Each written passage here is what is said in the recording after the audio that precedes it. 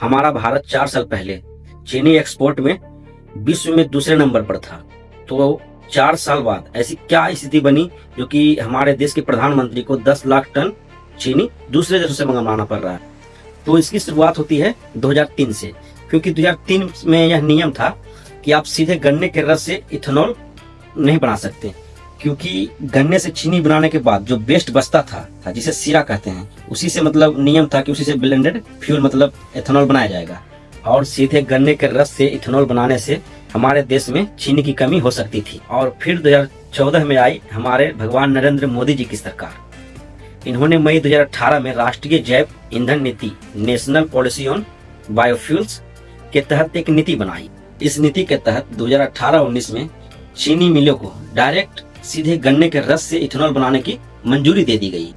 और अब आप लोग देख रहे हैं कि इस गैर जिम्मेदार निर्णय के बाद देश का हालात कितने बदतर होते जा रहे हैं। कल तक हम पाकिस्तान पर हंस रहे थे कि उसके यहाँ कितनी महंगाई है, और आज हमारे यहाँ भी उसी के जैसा हालात हो गए हैं। सत्ता में बैठे लोगों को जिम्मेदारी लेने के बजाय उनके नेता कहते हैं कि आजकल तो सबको डायबिटीज हो रहा है, कोई फर्क नहीं पड़ता है चीनी के दाम बढ़ने से, इसीलिए दाम को बढ़ाया गया है। और एक मंत्री तो यह कहते हैं कि किसानों का फायदा हुआ है दाम बढ़ने से। शायद उन्हें यह पता नहीं है कि किसानों का तो ज्यादा फायदा नहीं हुआ, बल्कि फायदा तो हुआ है चीनी मिल के मालिकों और इथेनॉल बनाने वाले कंपनी का हुआ है। स्पेस टेक्नोलॉजी से सड़क बनाने वाले मंत्री जी कहते थे कि पेट्रोल में इथेनॉल मिलाने के बाद से पेट्रोल का दाम 15 रुपया लीटर होगा, लेकिन ऐसा हुआ नहीं, बल्कि गाड़ियों में समस्या बढ़ी और पेट्रोल के दाम कम हुए नहीं।